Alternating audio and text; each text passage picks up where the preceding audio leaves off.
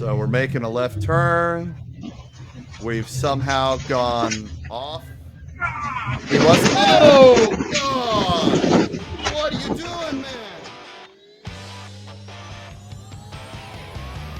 You're listening to the Ground Transportation Podcast with Ken Lucci of Driving Transactions and James Blain of PAX Training. Learn how you can build a thriving transportation business with real profits, repeat clients, and enterprise value. And now for your hosts, Ken and James. All right, everyone, welcome to the Ground Transportation Podcast. My name is John Tyerman. I am actually the producer. I am joined, as always, by James Blain from PAX Training and Kenneth Lucci from Driving Transactions. Gentlemen, how we doing today? Good. Can't complain. I'm in a great atmosphere. You can tell I'm working from home, and this is the highlight of my weekend. It's been a long one. It has been a long week, and it's snowing outside, right? Ken, you got yourself a snow day. Yep, a little bit of snow. All right. Well, today we are going to do another one of our dash cam breakdown episodes. We've done a couple in the past, and they've been a hit on social media, some of the clips that we've been putting out there. So that's what's on the docket today. We've got 4 categories that we'll be going through. Jeopardy style. Jeopardy style, exactly. So the way that this is going to work is I'm going to tee up these clips, and then I'm going to ask each of you a specific question about these clips, and then I want to get your reaction, and then we can talk about a topic that's related to ground transportation operators. Does that sound good? Sure. Oh. All right, let's do it. Just so the audience knows, we never get advanced looks at any of these clips. So this is the real reaction. Yeah, this is no movie magic. We literally are seeing them for the first time. And we're going straight overseas. We're already in Europe. All right, let's go. We're going to jump across the pond real quick. What is this, England?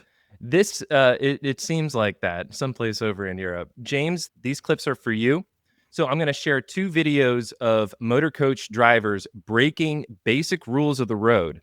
Dude, this guy looks like he's already over the curb, man. James, my question to you is, what policies or systems could have prevented this from happening? So let's dive in. School buses are there to keep the kids safe, right?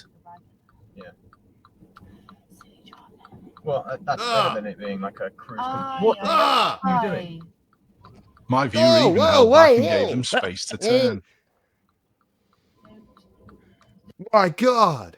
What the Oh, the kids are all still there. Is this AI or is this real, John? No, this is real. This is real. Oh my gosh. That was awful. Like, this guy cut the, so for those of you that aren't watching, it looks like we're in, like, the dash cam isn't in the bus, right? And it looked like a city bus. So I've got like some kind of yellow hooded car or bus or whatever that we're looking at on the dash cam. And there's basically a T in the road. And we're driving like towards the actual T.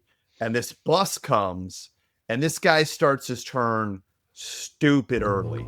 Like, he starts his turn on this bus way early. But there's a bunch of kids walking home from school. On the sidewalk. On the sidewalk. And so this guy literally, I'm not talking He like could have straightened out there. Well, not only could he have straightened out, this guy doesn't. So, all right, couple things. So when you're turning a motor coach, you've got, 2 different ways you can turn. You've got the one that nobody wants, right? Where you kind of go out the wrong way and then come back over. Ideally, what you're doing is you're going past the turning point and then you're doing a hard turn in that direction and you're bringing it over. This guy, he's like, YOLO, man, I'm just going to yeet this thing. So he gets to the edge of the turn and his front tires are basically following the curb. And then he cuts even harder. His front tires are literally go up onto the curb. Now he's riding the curb. 100% what I see here is I see someone trying to turn a bus. And I said we were in the UK earlier. Dude, this guy is literally trying to turn this bus like it's a Mini Cooper. And as a result, he's way over. And instead of, like you said, John, if he would have tried to straighten out, but this to me looks like 100%. This guy has no understanding of reference points. How in the world? Look at that, man. He could have gone straight. He could have actually tried to. He'd already blown it, and the whole thing was he turned way too early. honestly, this one, like if I went to this company, my first question is, how much time do you guys spend in parking lots doing range training, teaching them the reference points on the bus? Because when you're driving a bus, a big thing is reference points. Knowing, okay, I know when the turn gets to this part of my bus, or I see it in this part of my mirror, or I get to this area, like I can feel it. The other thing is, if that mirror's set up right, I can see my rear tires. One, what in the world is this guy doing getting his front tires over the curb? But two, like if I'm making a turn in a bus, I'm watching my rear tires to make sure that because you can get those rear tires to follow the curve, but your front tires have got to be way out forward because the off tracking. That to me, someone's got to take that guy off the road. Yeah, the other piece of the puzzle is no hazard lights. In other words, he's coming to, as you said, it's a T. Yeah. And there are cars in the opposite lane, so he couldn't have overcompensated using the opposite lane. But why not hazard lights and at least wait for that one car in the opposite lane to get out of the way? Because to your point, this orange vehicle, this dash cam that we're looking at, was purposely holding back, giving him room. Right. And the other thing is, so I mentioned UK in the beginning, and I didn't know why. It just instantly popped UK for me, and it just settled in. We are definitely in England because he's on the wrong side of the road, and everybody's on the wrong side of the road. And it doesn't look like any of the text is flipped or mirrored. So we're definitely in the UK. So obviously, I don't drive bus in UK. I don't deal with that there. But I'm with you, Ken. I don't know that, typically what you're going to want to do in this scenario is you would want to wait because as you can tell, you've got a school bus, right? That's what this looks like. It's dash cam footage from a school bus. If he would have pulled forward enough to let everybody know he's turning, that school bus driver, man, birds of a feather flock together. We know our turning radiuses. This school bus driver would have given him the room to correctly make the turn. And if you look, even when that blue bus moves, dude, he's like, what are you doing? Because he's given him the room to try and correct it. And you see it all the time. I mean, if you're riding on a vehicle with a driver that knows what he's doing, a lot of times they're going to wait it out and they're purposely going to plan their routes to not have tight turns like that. Yeah, and he's got the size. He's got the size, so everybody in back of him is going to have to wait. Yeah. All right. What's the next? Good grief. All right. So, James, you grew up in California, right? I did. I spent some time in California. I love me my In-N-Out, right? Big shout out to In-N-Out. That explains a lot. Yeah. Are you familiar with the California roll? Oh, geez. Here we go. Yeah. Yeah? Let's see it. Okay. Let's check this out. So now by California roll, I assume you mean the California stop, right? We just roll through. And there's, it's optional. Look, I will tell you, when I was in California recently and I was in a rental car driving, and I get nervous as hell every time I pull up to a stop sign. I am just glued to the rear mirror because failure to California roll a couple times has almost gotten me rear-ended. Like, it is a real problem out there. Well, let's check out this video. And James, you let the audience know what policies or systems or training could have prevented this from happening. It's always training. Why? All right, so we're on a highway. Oh, dude! Tell him what happened. You're gonna have to play that again. All right, so it looks like we're rolling down a highway. This probably isn't a real highway. This is probably like a 55 mile an hour. Yeah. And there's no on ramps. There's literally just turn ons. And this charter bus, right, full size 45-foot motor coach, just pulls right out in front. But I don't mean like, to a certain extent, you're in a bus, you don't have a lot of choice. This guy pulls out to where there's maybe 3 car lengths between him and this SUV coming up. On top of that, he's going, in this case, I think he actually, and it's hard to tell, I can't see, and it's hard in a coach, but he goes out into the fast lane. So he basically cuts off the slow lane, the fast lane. And what's sad is there's no traffic here. It's not like it's rush hour. It's not like it's traffic. This is an impatient motor coach driver that just yeets his bus out there and cuts everyone off.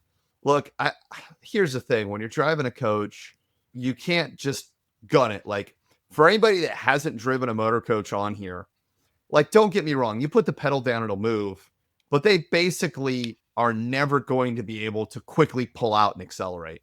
No, it's like moving. It's like moving an aircraft carrier on the dock. You can't do it. Yeah, and I mean, I'll tell you what, I've driven school buses. School buses are worse, man. You put the pedal down, and it's got 2 speeds, stopped and slow.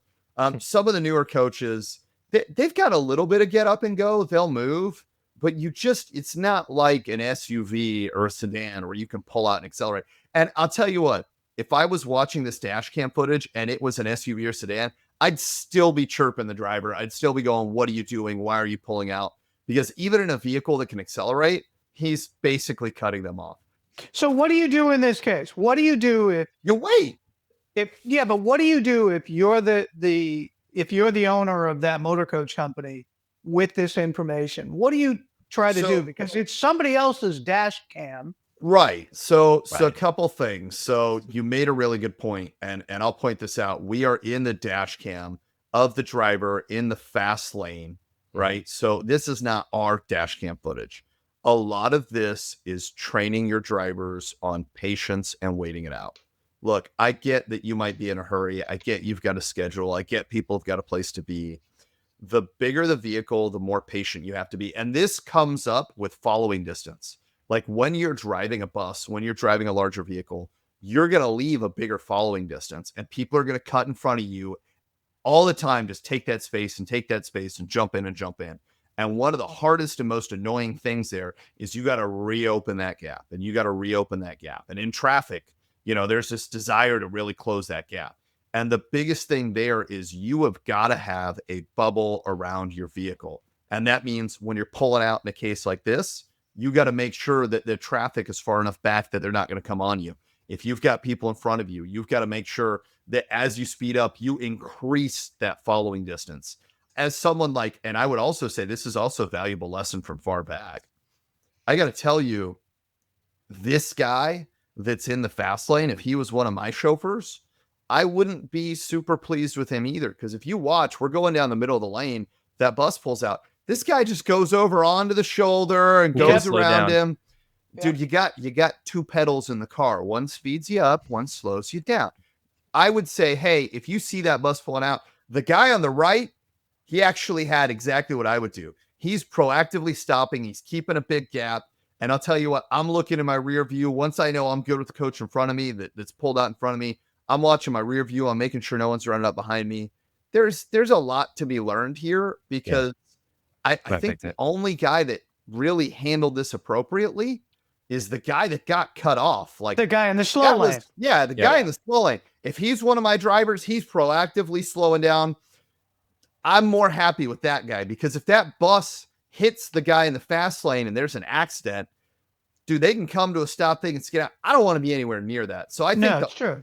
The guy that gets the kudos, in my opinion, in this one is actually the guy in that SUV. Well, and to your point, the SUV that's going down the fast lane, in order he chose, instead of slowing down because he had plenty of time, he chose to go on the shoulder. Okay, whoever's the client in the back seat is literally texting saying, "Oh my God, I'm going to die." Well, okay, it just wasn't the right move for the SUV driver either. No, well, and let's take that even further, because we saw our buddies over on the pond, right? Our buddy that was driving on the sidewalk, right? Now imagine if that guy tries to go over on the shoulder. What if that bus doesn't straighten out? What if that bus decides he's going for the far lane? You're already on the shoulder. For those of you that weren't watching, he was going under an underpass. If that bus would have hit him, it would have pinned him against the concrete wall of the underpass. So now you're literally in a point where he would have gotten pinned on a wall. And by the way, I'm going to tell you right now, we have no idea what the dash cam footage was, but there's nothing that a bus won't pin on a wall, including another bus. Like, there was no reason for him to be on the shoulder like that. No, and I want to point out that this is all video that's published and public. We didn't create this video, so they are not our customers. I don't want any certified letters from the owners of these Motorcoach companies saying that we're doing bad things, because this stuff is already out in the public. Well, and I'll take that a step further. If you are the owner of this company, call me. I'll be happy to talk with you about how to fix it, and we'll help you get them doing the right thing. Are you saying that we should be doing like? Are you saying that this should be like an infomercial kind of thing? Well, I mean, I'm saying that I would love to go to England and have the trip to England to be able to coach. No, I'm just kidding. But no, there's opportunities. No, listen, everything is a teachable moment as long as you don't 100%. total the bus. As long as you don't total the bus. That is a teachable moment, just not while he works for you. Right. Okay, what else, John? What do you got? All right. So, James, you were in your element with some of those training tips and what you would do. Yeah, now we're going cyberpunk. This is going to be Ken's time, right? Yeah, so now we're going to shift a little bit more over into Ken's wheelhouse a little bit. And Ken, since we've explored the concept of autonomous livery in the past on this podcast, let's talk autonomous coaches. So I'm going to play a clip of some new autonomous buses. Then if these autonomous buses, let's just say that they become more affordable than some of the gas-powered engines, does that lower the barrier of entry for chauffeur companies expanding into Motorcoach? So that's kind of the big question. Let's take a look at some of these videos, and I would love to hear what your thoughts on that. I mean, unaccustomed as I am to speaking about autonomous vehicles, I'll do the best I can. I totally thought he was going to say what happens if they become sentient. The Robovan. The Robovan is, this is, we're going to make this, and it's going to look like that. Now, can you imagine going down the streets and you see this coming towards you? That'd be sick.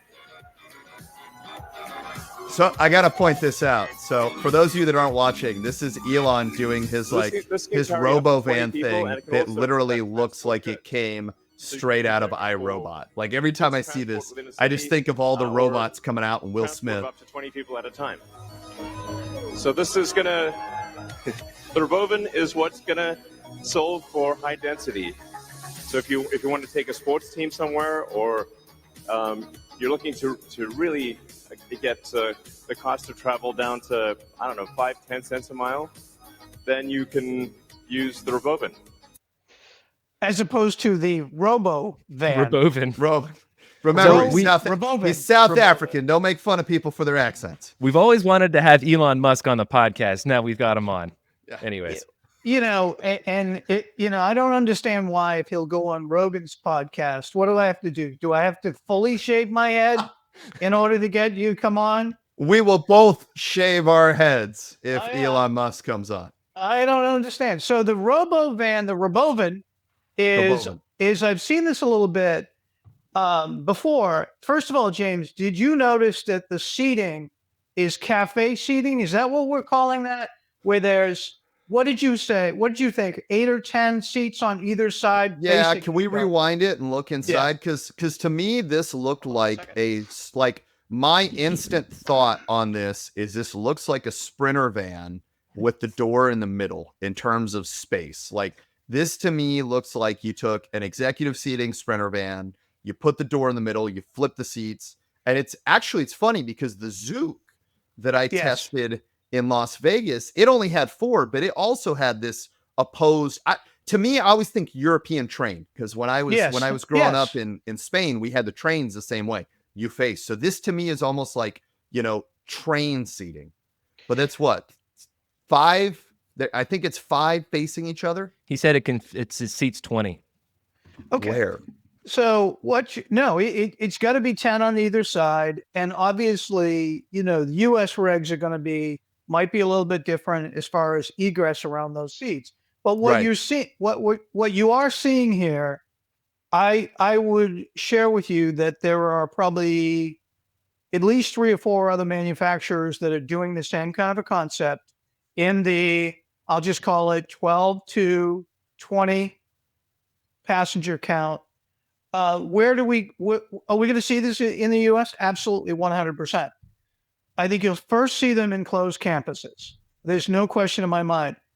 Couple of things. I think his egress here, and this may be a nitpick, but this vehicle is extremely low to the ground.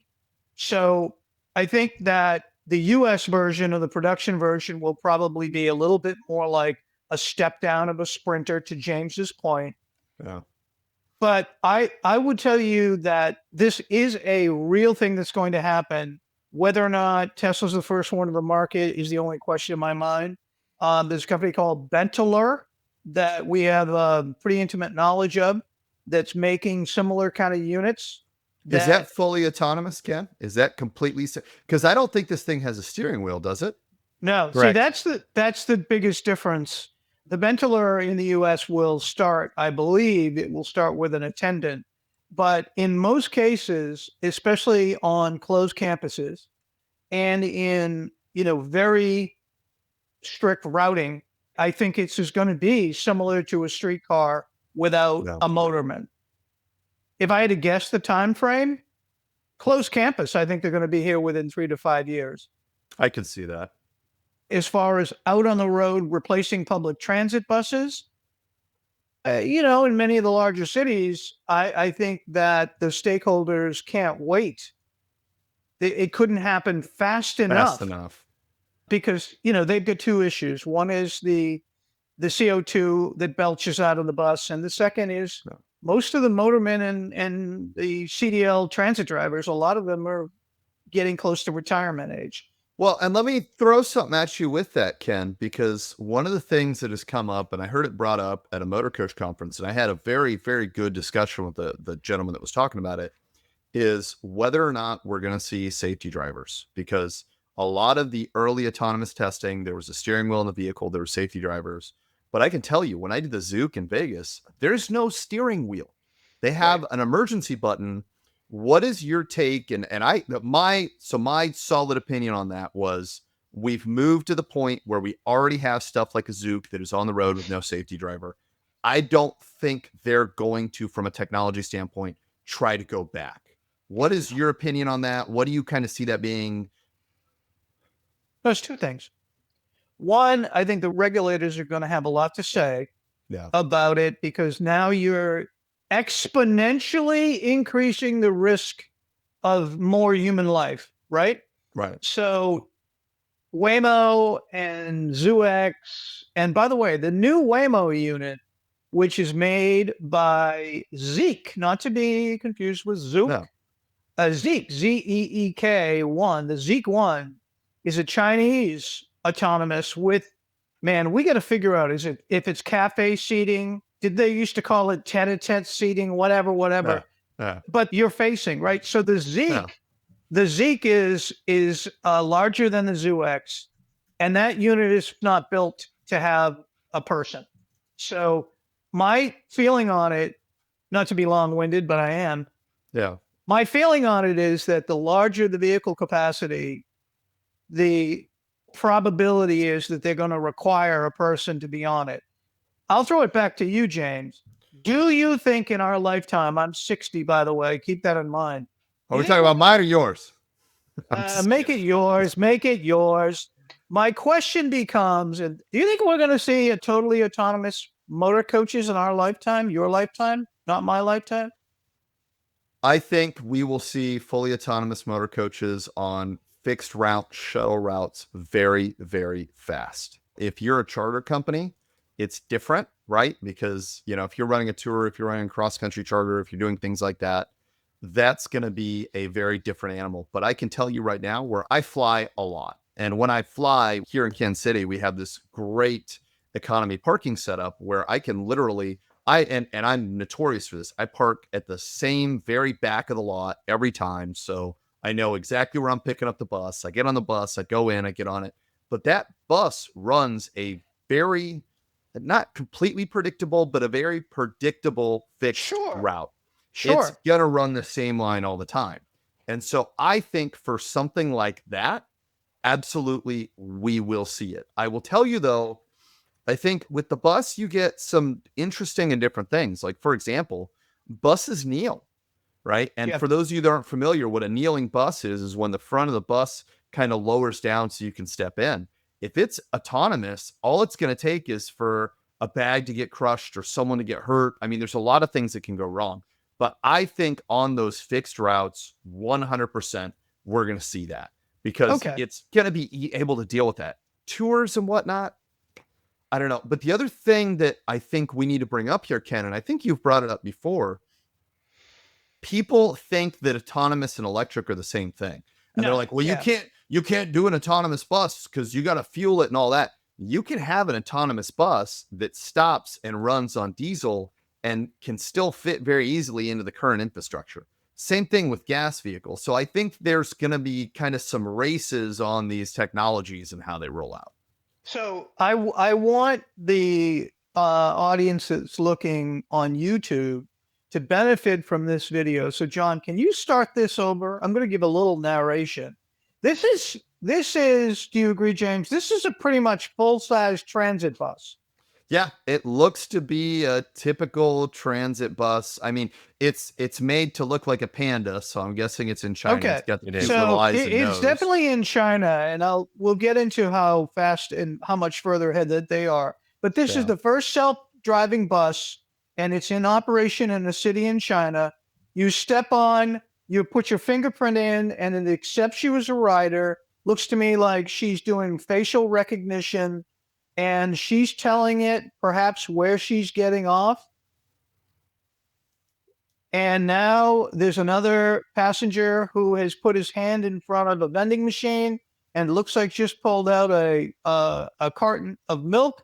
And the vending machine's built into the side of the bus is, I think, the interesting thing to note there. It's like part of the bus.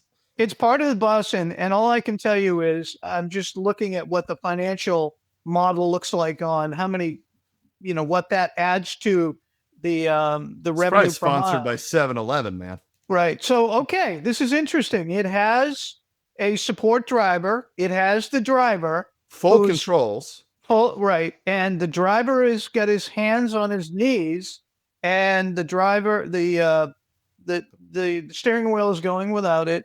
It can reach speeds of 15 to 20 kilometers. Looks like it's got tons and tons and tons of electronics all over the place. There's no question that China is way ahead of us. Okay. And not, there's rumors that there's going to be more autonomous information coming out at the upcoming CDNLA show. But China is way ahead of us. There are 30,000 robo-taxis on the road. You're seeing now that this is Tianjin. I don't pronounce the Chinese city, but that's one of the top. It's in China. Yeah, it's one of the largest Chinese cities. So I think, James, you're right. I think that the public transit route will see the first autonomous buses. John, if I'm not mistaken, it not fast forward, but the top of this bus to me looks like it could be LP. It could be Yep. Pull it up. There you go. So what is that? What is that? Can you go backwards a little bit? Those are probably, my guess is it might have battery packs on the roof, and then that's probably the air conditioning unit directly behind it with the fans. So I think that's battery pack that we see, and then you have fans. I would be surprised because a lot of them, believe it or not, even here in the US, I've seen several vehicles where they're putting the battery packs on the roof. A few things on the whole autonomous subject. China has a different business structure and regulatory structure than the United States. Okay. There are no lobbyists in China. The government basically don't get us canceled. Be very careful. I know. Well, I know the government has, let me put it this way. The government is knee deep in all business over there. Right. Yes. So in the United States, I think you're going to have several things. I think that the Robovan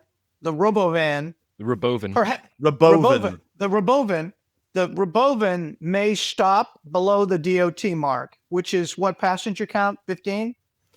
Yeah, but I think the question there becomes, the only big things on that side, I don't think he's going to stop there because it's not like they can make it follow hours of service, right? Like, good point. It's not like it needs a medical card, the concerns that the headaches that we start seeing when you start getting into that world, if you don't have to have a safety driver, they don't really exist anymore. It's really repair and maintenance. Yeah. Right. So let's just make the assumption that the transit bus is going to have the steering wheel and you're going to need an attendant. I think the regulatory in the United States will slow down the evolution or the implementation of the larger autonomous vehicles.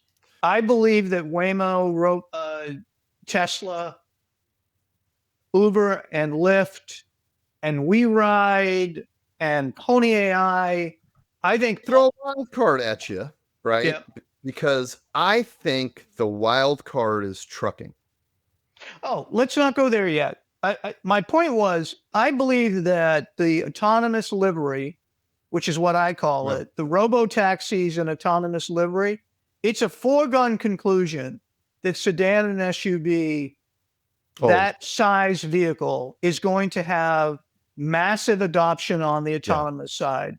But the larger vehicles, I think that that's where the wild card is, because what the robo-taxis have is they have the ability to lobby like crazy. I do think the larger equipment, I think the trucking industry is going to have a hell of a lot to say about it, including the Teamsters, by the way. Well, and I think there's a couple things that are worth bringing up here, and I don't want to go off the rails, but who is the political party in charge at the time during the push is going to matter, right? Because whether or not they're business friendly or they're trying to look out for safety or what their goals are. The reason I brought up the trucking, though, is a lot of people don't realize in the world of motor coaches, we have so much that is like legacy trucking stuff, because of course, right? It's written, they make up like 90, if not more % of the commercial vehicle space is trucking. And then you get this little tiny part, which is passenger. Yeah. And you see that. I mean, and again, you even see that if you look at the regulatory body, if you look at the size of the FMCSA's passenger carrying division, right, at one point, and I can't make this up, if I remember correctly, there was literally one person that made up that entire division because of a series of retirements and people moving out. It's a very small division. And for the audience, FMCSA, Federal Motor Carrier Safety Administration, is the federal body that regulates. Thanks, Ken. And the big thing there is that you've got to keep in mind that when they're writing regulation, when they're doing this, the only way that we get considered is when we have motor coach operators, when we have associations, we have people that make sure the voice gets heard. And so I think the big thing there is this is something that at an association level needs to be talked about, right?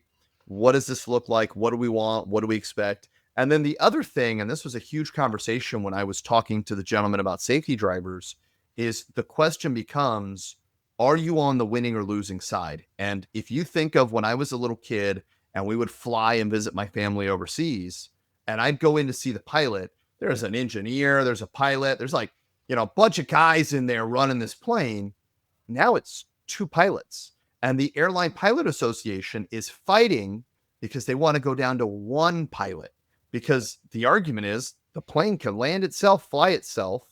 And so we're going to see that there as well. All right, so let's talk about let's talk about this.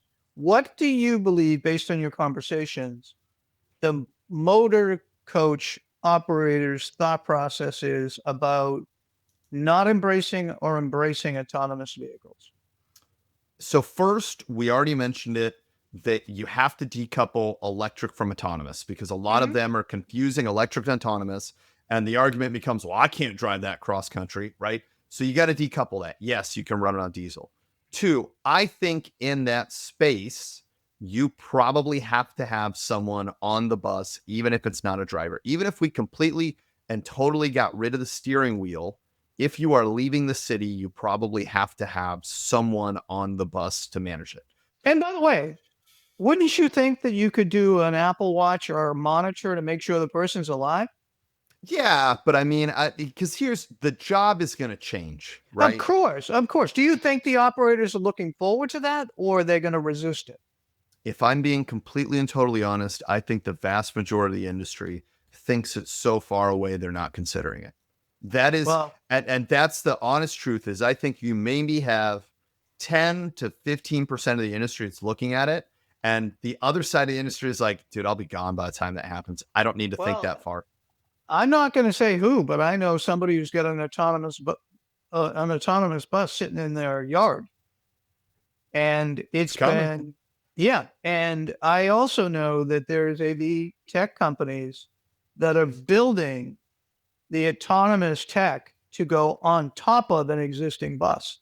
Okay, so that's a whole can of worms. So I was reading an article recently and looking at it. To integrate with an existing bus is my point. And that, believe it or not, is going to be a new safety and danger concern, because there are companies that are selling software that basically is the guts of a camera that you put onto your dash cam, and it plugs into the OBD2 port, and it tries to connect to the electric steering and the fly-by-wire, and it tries to basically ghetto, right? It's essentially ghetto rigging itself into a self-driving car. And if the regulators don't get ahead of that and that doesn't get banned, you're literally going to have people that are like, oh, I'm going to take my car that was never meant for self-driving, and I'm going to put this little device on there, and it's going to become self-driving. Oh, whoa, and whoa, I think our producer might have got a video of this. Yeah, our producer. I'm going to tell you something right now. John Tyerman is worth that $250 a month that we pay him to produce. You're gonna get all kinds of phone calls saying, "Hey, if Lucci's gonna pay the $250, I'll pay you $500." And we get him at a discounted rate. We give him $1 a day. And we buy him baseball, and we let him buy his own baseball hat. So clearly we're paying him enough that he's buying swag with our logo on it. We haven't even seen yet. So clearly the $250 is BS. So run this video. Yeah, let's see what we got. This is an open source device that makes any self-driving car autonomous. James, you are always on the cutting edge. This is a horrible idea. It's a 7-year-old smartphone, but I called one that can drive hundreds of cars autonomously. It's virtually Chris. Today we're reviewing the Comma 3X, custom hardware dedicated to running OpenPilot, the best driver assistance system in my opinion, and one that I've driven for over so here's a Honda that is not self-driving. It upgrades your car's adaptive cruise control and lane keep assist systems with state-of-the-art machine learning trained on millions of minutes. It's hijacking existing features. In today's video, I'm going to tell you why you absolutely need to upgrade your car with this. Oh my God. Let's touch on the hardware briefly. The Comma 3X has 3 1080p cameras, including a narrow cam, wide cam, and a driver monitoring camera. It runs on a Snapdragon 845 and has a beautiful 6-inch OLED screen. All right, James, what do you think? So look, I get the idea, and I like the idea, but kind of like my opinion of communism, it sounds good till you try it. Why did you get political? What? We were just talking about China. Good. I mean, couldn't help it. Hey, no. You said that about China. Do you right? think that the New York socialist mayor is going to give out these devices? Is that what you're trying to say? I don't know. Is that what you're... Look. No, I got to go to New York on a regular basis. Let's not ask Matt Doss We're not saying anything about New York. We got to wait till a lawyer comes on. But here's the thing. It sounds like a great idea. And what they're trying to do is they're trying to expand and say you have these existing technologies that are on the vehicle. We're going to expand and we're going to develop and we're going to photo push those out. Look, I'll tell you right now, there are things that when it comes to safety, you got to think about. I remember when my kids were little and I wanted to put tablets in the car, and I was like, oh, I can get a tablet holder for the back seat. But I work in safety, and my first concern became, what if there's an accident? Has it been tested? Do we know if it works? It doesn't just have to hold the tablet. It's got to be safe. So I ended up giving Toyota $70 each because Toyota has some that are designed to integrate into the seat, that have been tested, that work with their vehicles, that lock the tablet in place, that have those considerations from the people that designed it. My concern is a tool like this is not being made in conjunction with or in keeping with Honda. This is not something where it's Honda sponsored and Honda's working with them. These guys are basically trying to figure out how to kind of connect in and do that. And so when you get that, what happens if you take your vehicle in, they do an update, all of a sudden you connect that in and it doesn't talk the same way. And now your lane assist wants to take you into the other lane because it thinks it's keeping you on self-driving and it doesn't. These are all things that to a certain extent we want to be open. We want companies to work with. We want it to be there. But we also have to keep in mind that these, when I had my first driving lesson, my very first lesson from my dad, who's a former Cobra attack helicopter pilot and was doing flight instruction, right? His biggest thing is you're going to become complacent. You're going to forget what this is. You're driving a weapon, right? And we've seen it. We've seen terrorists weaponize vehicles in attacks, and we forget that this is something that can easily transport us, but it can easily take human life. And so my only thing with this is that if it's not done in conjunction with the manufacturer, if you're not making sure you're doing it properly, if you don't have the right sensors, this can become very dangerous very quickly. Yes. And to me, the sad part, the problem I see is the regulatory agencies. Let's not do with these plug and play autonomous vehicle smartphones. Okay. These cameras that suction cup onto the windshield. Let's not do with them what we did with the vaping technology, which is let it go out there in the market and cause all kinds of problems and kill people and then try to regulate it. This needs to be proactively regulated. Right. And look, this is something that could be done right. You know, if Honda said, we're going to have a program, we're going to work, you know, we have these open APIs available. We have these requirements. We've gone in, we've done this. We have all of these things. You can connect to them. This is how you use this documentation. That's one thing, right? And I haven't spent enough time in the retrofit market to know if anybody's doing that. But to my knowledge, and from everything I've read on these articles, these companies are basically trying to, you know, figure out, how do I talk to a Honda? How do I make something that talks to everything? But the problem is the proper testing, the proper protocols, the proper things that are needed to make it safe to be on the same road as my wife and kids aren't being done. And that's always what I think about, you know, is if it was my mother, if this was my, you know, my wife, my kids, my family, you know, is this something I trust with them? And if the answer is no, do you really want it on your roads? No, not at all. John, what's the next video? Is it the last video for this episode? Well, we spent a bit of time on the autonomous topic, and I think that's a lightning rod of sorts. Oh, yeah. I do have a few more. We can skip some if we want, but no, let's go. Bonus time. So I'll tee this one up. So the next section is maintaining control of the vehicle. Right? Oh boy. And so, James, I guess I'm going to share a few short videos of Motorcoach and bus drivers losing control of their vehicles. And what do we got? Like a transit bus that we're starting with? Looks like a transit bus to start with, but okay. I think some of these same kind of principles can be applied to the Motorcoach side as well. So the transit bus, we're looking at a camera, the transit bus camera 3. The bus is going 36.5 miles per hour. Mm-hmm. And it looks like this camera is directly behind the driver, above the first seat. So right now we can't see anything out the windows. I don't know if that'll change, but we can definitely see the driver. At least they got their hands at 10 and 2 so far, better than some of the other ones we've seen. It is. Yep. So my big question is, what could these drivers do differently to maintain control of their vehicle? So let's start with this first one. So we're making a left turn. We've somehow gone off.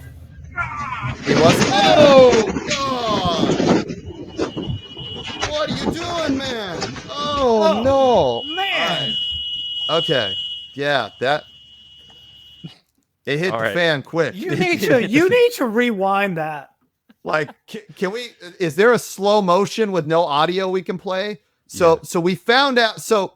This goes so wrong so fast. It was the bumps. But we didn't catch it. He wasn't wearing his seatbelt, and he's making a left turn. Okay. He hits some bumps, and he bumps right out of the seat. How is that even possible? You're done. How is that even possible? Well, not only that, it is. Look, if you don't wear your seatbelt, one, I don't care how smart you are, you're dumb. That's a dumb thing to do.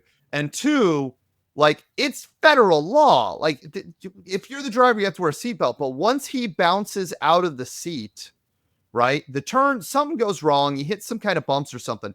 He bounces out of the seat, and now it doesn't look like he's in good enough shape to pull himself back up, or the G's are pulling him hard enough, because he's basically sitting his butt hanging off the seat, trying to hold the wheel to not fall. Oh, guys, if you're listening to this, this is totally worthwhile going on YouTube when you get to, don't do it in the car, right into like a forest. Oh my God. I think it's a house, actually. Oh, that's even worse. Yeah. See, He does. yeah. He crashes into I'm talking a about house. keeping my kids and my wife and my family safe on the road, and this guy's crashing into the neighborhood, killing them at home. Okay, Like, oh my God. so he's he's making a turn. It looked good until he bounces out of the Then seat. he literally bounces. James, what do you call those seats that have the springs like that? Well, so they're typically they're suspension seats, right? They've got they've got bounces air, out of they've the got suspension pneumatics. seat. He bounces right out of it. And he obviously goes way off the road, hits a house, and there's all kinds of trees around him. So, can you play by play? Can you play by play? What should he have done here? Oh my Put the God! seatbelt on. Like that's the worst part. This is like I look at teams, you look at coaches, right? You know, the coaches don't ever come out and start screaming, "Oh my God, you didn't do the advanced super." They just start screaming, fundamentals. If you would have put the seatbelt on, this whole thing could have been avoided. You know, the sad part is, I hope Tim Delaney doesn't watch this because he'll get out of the bus business. He'll get out of the bus insurance business tomorrow morning. Oh my God. Oh. And I love how he's so those of you that are listening, you can't see it. Like he bounces out, and for a second, it doesn't look like things are going too bad. And he's like, yeah, he's like kind of like when you're trying to teach a 16-year-old, you're trying to drive it from the passenger seat. Like the same type of like he's just calmly trying to drive, sitting on the floor next to his chair. And the worst part is you can tell he's lost the ability to get to the pedals because where it really goes off the rails, I think I just saw him go through like a little white picket fence. Where it really goes off the rails is buses are like trains, man. There's so much momentum. There's so much potential. It just keeps going. If he would have been in the seat, he could have hit the brakes, right? I always tell people, slow down for your turns, right? But this literally is like the ultimate just wear your seatbelt. Hey, Like, do me a favor. Run this again because I want to look at the speed. Oh. He's down to 9.4 miles an hour as he makes the turn. Yeah. Then Yeah, he's good back call, up Ken. to 15. He's back up to 19. He's got his foot on the accelerator. He's got his foot on the 21. accelerator. Oh my Yeah. God. He hits the house at 20 miles an hour. Jesus. This is really Good call looking at the speed there. Although I will say the camera might be a little funky because he's doubled over. His head is down by the door. He's face down, butt in the air, right down the stairs. And it still says 2.3 miles an hour. So clearly the back wheels are probably off the ground and this thing is creeping like, my God. Did he really ever have control of this bus, James? Maybe for the first minute and a half of this video?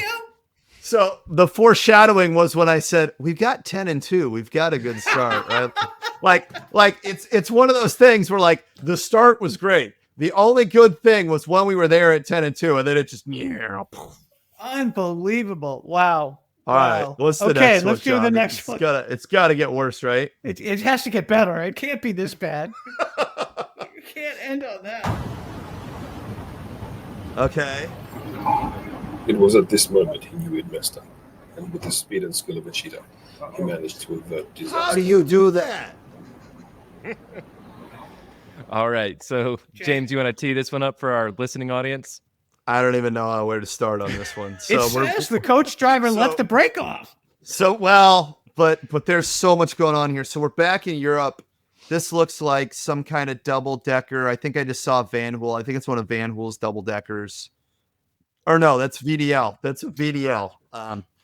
So you've got this VDL double decker, and for some reason, right, we're in the middle of an intersection, and the bus is stopped in the middle of the intersection. The driver is outside the bus, walking to the back of the bus. I have no idea why, but we're there. And what's odd is, like, I get that he didn't put the parking brake on. That's what it says. It says coach driver left the brake off. But what you see here is it stopped when he's walking back, right? He's gotten out of the bus, right? Yeah. We're back to driving with the correct side of the road. It looks, well, no, this might be Europe again. It looks like we're on the wrong side of the road again. So we're probably UK again. But this guy's gone around and he's walked out. He's exited the bus. He's gone around the front of the bus. He's walked down the side, it looks like. But this just doesn't make sense to me because the bus starts rolling. There's so much wrong here. Like, I don't even know where to start. Why Could are just be a faulty emergency brake. Sometimes the emergency brakes get worn down and then it'll let go. that's not real common in the bus world, right? So if your maintenance team doesn't suck, right? If they're doing even if they're doing the bare minimum, that shouldn't happen. What I think we're seeing here is something's gone wrong. He's got his hazards on. He's got out to look at it. I mean, look, my thing is this guy's stopping in front of an intersection. This is a horrible place to stop. Yeah. So I don't know why he's out there. Part of me wonders if maybe this isn't AI, but it's always hard to tell with these dash cams. But I hope the other thing is, and because he goes back in and then he comes back to the back of it again. So I don't know what's it's just going replaying. on. It's replaying. Yeah, this is not as bad. This is not as bad as running into the house in Carmel, California. No, and I think one of the things that's worth bringing up here is we always tell people when something goes wrong, when something breaks down, when there's any kind of issue, you have got to think about a couple different things. One, you got to stay calm. Two, you got to keep passengers calm. Three, you got to get to a safe place and take your time. That one to me just, I don't know. Oh, all right, we're back in Jersey now for this one. Oh, wow. Oh, God. Yeah. Oh, God. And in true Jersey fashion, we've got a little bit of road rage. So that's going to be the theme of this next couple videos. So before we even get to road rage, is it me or is that bus heading the wrong way on the shoulder of the turnpike in Jersey?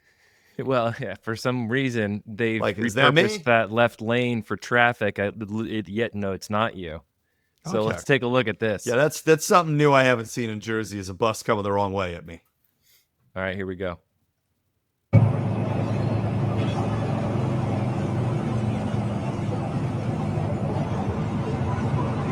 All right, we got Motorcoach. I think we're a trucker. Yeah, we are. So you got a Motorcoach trying to get in front of a semi truck. He clearly needs to get over. Oh, dude, what are you doing? Oh, Bud, what are you doing? Wow. But that's not it. Oh, it gets better. So, is this the same bus? So real quick, while this part's playing, so we had a semi truck with maybe 2 or 3 car lengths in front of him. What is this? And you had a bus that was a full-size charter bus that was trying to get in front. And this charter bus is literally just cutting over. Now the driver is just having a road rage fight with the truck. I hope to God there are no passengers in that bus. Oh, you John, you need to back that up and let James play-by-play it. Okay, yeah, turn the audio off and we'll give play-by-play. Here we go. All right, so first things, I thought it was going to be the transit buses coming in the fast lane that's been repurposed. So you've got maybe 2 or 3 car lengths between a semi-truck and a car in front of it. That gap closes as things slow down. This Motorcoach is trying to get over in front of the semi-truck. And the semi-truck doesn't want to let him over. And the guy runs out of room. So instead of taking the exit and just kind of going around, this guy now is driving on kind of the no drive area. And now he's forced onto the shoulder because the lane ended. So he's right next to the semi-truck. Eventually, it looks like there's some debris or something in there he gives up. So then there's a cut. Now we're coming up. You got to pay the toll. And so the guy's going through the Easy Pass, the toll out there in Jersey. And the bus went through first. And there's what looks to be a Lexus 460. And got cut the off. bus just cuts it off hard. Yeah. And then the bus is clearly gunning for this trucker because the trucker's in the far lane. The bus cuts all the way over in front of that. Well, then the trucker goes to the right lane, and now the bus is literally halfway into the slow lane with the semi-truck forced onto the shoulder. So what you've got here is you've got road rage. You've literally, and I got to give it to you. I hate to say this. Usually I want to tip my hat to our Motorcoach guys. I got to tip my hat to the trucker look, should the trucker have let him in, not let him in is the only Maybe. place that's kind of iffy. But Bud, look, if there's no room, it's coming to a stop. That motor coach should have slowed down and tried to get over. And who knows what this trucker's hauling too, right? I mean, maybe he can't He slow might down. have hazmat. Like, who knows? You know, but this speaks to something. I think everybody needs to assume that a camera is on them at all times. That's and true. I think that I really believe that if I'm the owner of this coach company and I ever found out that this happened, I don't see a date on here, but boy, I'd have a real problem with that motor coach driver using my motor coach basically as a. No, you wouldn't. You'd fire him. Yeah, I know. It's a weapon. I know. Like, I got to tell you, any driver that engages in road rage, right? Like, look, if the driver kind of going over to if there were passengers in this vehicle, forget and I'm it. involved in any level, I'm losing my mind. But the other thing is, and I'm not going to call him out on it, it is very clear in this video whose bus that is. Like, there is no doubt. You can clearly see the company name on the side of it. So it's not like, they're not anybody that's watching this. If this causes an accident, can you imagine if that trucker would have hit that, rolled the truck, and now you have a fatal accident? Are you kidding me? Road rage like that is never okay. You are the professional. We do this for a living. You got to find another exit. And not only that, the worst part about this is the first half of the video is bad. The second half of the video, this guy's literally coming over to fight. Like, he's literally picking a fight. And the trucker's just like, get your BS out of here. Yeah. The most professional guy in this video was the trucker. My hat's off to him. He didn't try to, like, it's not like he tried to push him back. It's not like he tried to hit it. But I'll tell you what, if I had to guess, the guy driving that truck owns that truck. And he's a lot more worried about that guy messing up his truck than he is. Because, like I said, the guy that handled that right, unfortunately, in this case, it wasn't our industry. It was the trucker. So good job to the trucker on that one. All right, we're just going to keep going here, right? Yeah, this is the last video that I have. So we'll watch this one, get a reaction, and then we can wrap up. But this is kind of flipping the script a little bit, right? So what happens when you are a motor coach driver and there are impatient drivers around you that are expressing road rage? And so how do you handle that as a driver? That's kind of the main question for this one. So let's not like the last guy. Not like the last guy, exactly. This bus driver was doing a tour when suddenly a reckless driver pulled right in front of him, only to brake check him. After both vehicles collided, the road rager jumped out and started blaming the bus driver for the accident. However, when the reckless driver called the police, things backfired spectacularly. The bus driver simply showed the dash cam footage to the cops, resulting in the reckless driver losing his license. Look, so okay, so. And they gave us the play-by-play, so that's there. But they gave us, and I interrupted it because I saw the smash. But let's play this. Let's play this one more time, please. Sure. And I'll shut up. Now, all right. So for those of you not watching, so we've got black Hyundai. It literally comes flying around the bus. He cuts right in front of it, slams on the brakes, and gets the bus to hit him. This is clearly an insurance fraud play, right? And the guy that gets out is stacked. Like, this guy's arms are as big as my head. It's not like, you got a tiny little guy. I will tell you right now, one of the best things I see in this dash cam footage is this driver did not get out. He did not try to confront him. You've got a big guy, visibly upset, looking to start something. This guy's probably, his payday would have been if something would have happened. If anything at all, altercation, anything at all like that, right?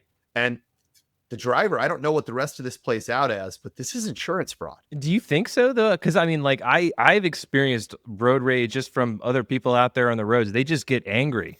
And something happens, and it ticks them off to the point where they need to finish their vendetta, right? So two things, all right? So the difference between that is you're not a paycheck on wheels, right? Yeah, and true. Every owner on this podcast, right? I can't see the head nodding, but I can feel the heads nodding. They're out for us. They stopped chasing ambulances during COVID, and they started chasing buses. A bus is required to have a $5 million insurance policy. No lawyer in his right mind that is a plaintiff's attorney is going to go for anything less than the $5 million because they know that they're required to have it. So they're going for the policy limit.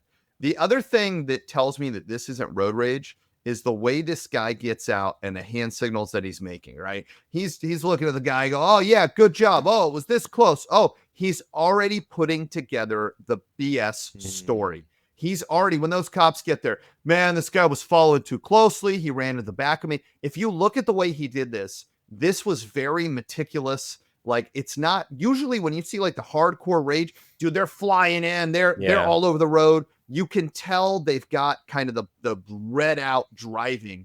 This guy was not aggressive. This was 100% premeditated fraud. He knows what he's doing. He gets right in front of there, and then he sets it up to get hit. And what's funny is this guy clearly knows that if he really brake checks him, he's going to get hurt, because he purposely sets it up so there's an impact, but not enough that he's going to get killed or hurt or maimed, which is fraud 101. The big thing here, though, is, you know, there's only so much you can do. I always say most accidents are avoidable. This is one of the few times where this really probably there wasn't a lot this guy could do to avoid it. I think the bus driver did the best he could. No, and I'll tell you what, in defense of this driver, right, as he sees the guy come around, he's slowing down. He could have slowed down more. But I've literally watched these vehicles where the bus comes to a stop and old boy throws it in reverse and smashes into the bus. This is a pitch for telematics. Have cameras. Well, and that's what I said. I really believe we have to, in all our actions when we're driving, I think we have to really make the assumption and put it in our head that we are being recorded somewhere. Because a lot of even consumer drivers, consumer cars now, they're recording a dash cam for their own benefit.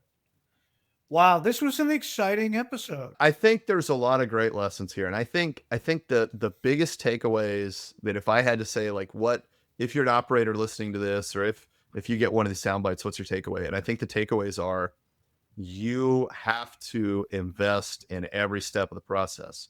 You got to train them right so they know the reference points, where to turn, how to turn. You got to have the telematics to make sure they're doing what they're supposed to be doing. They're getting it done. And then ultimately, you got to be looking to the future. I mean, I don't think John, I don't know if that was intentional or not. I don't know if you're trying to lead a horse to water here. But Ken, what's your thoughts? I mean, I think this was a great illustration of that. We're in the business of transporting human beings, and I think you can never, ever lose sight of the even if you're the only one in the vehicle, you've got extremely valuable cargo.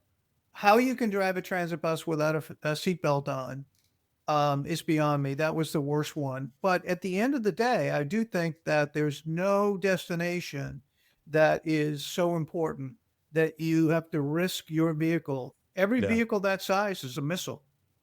I agree with you. I think the road rage one really got to me, because I think we've all had that moment where you're just frustrated and angry, and, you know, who knows what kind of day you had. But that a bus and a truck having an accident could have very easily killed the drivers and potentially everyone around them. Yeah. And look at the damage it did to the brand. Now it's out there on YouTube forever. Yeah. And I hate to say it, if there's ever a problem where they do have a fatal, that video will come back and hurt that. It'll come back to haunt them. Look, I deal with that all the time. I get customers that are, hey, you know, we want to do training and we want to do this and we want to do that. And then an accident happens. They're like, oh, we're so lucky. We implemented everything you do. And I'm like, well, no, you bought the program. You didn't do the program.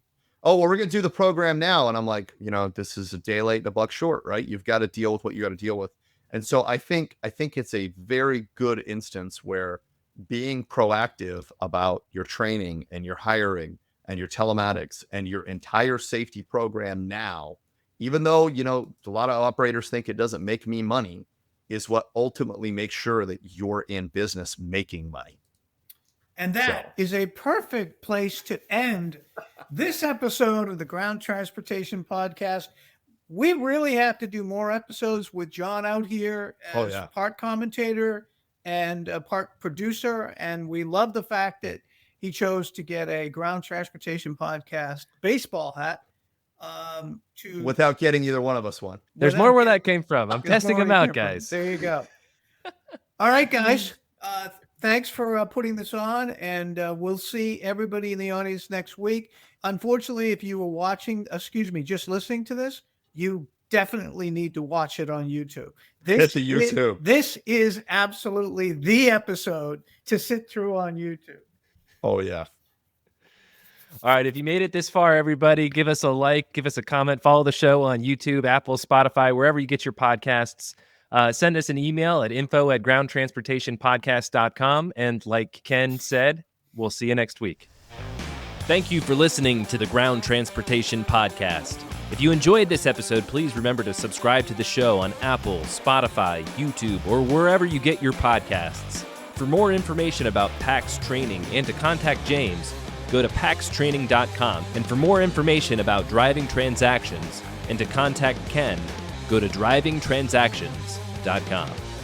We'll see you next time on the Ground Transportation Podcast.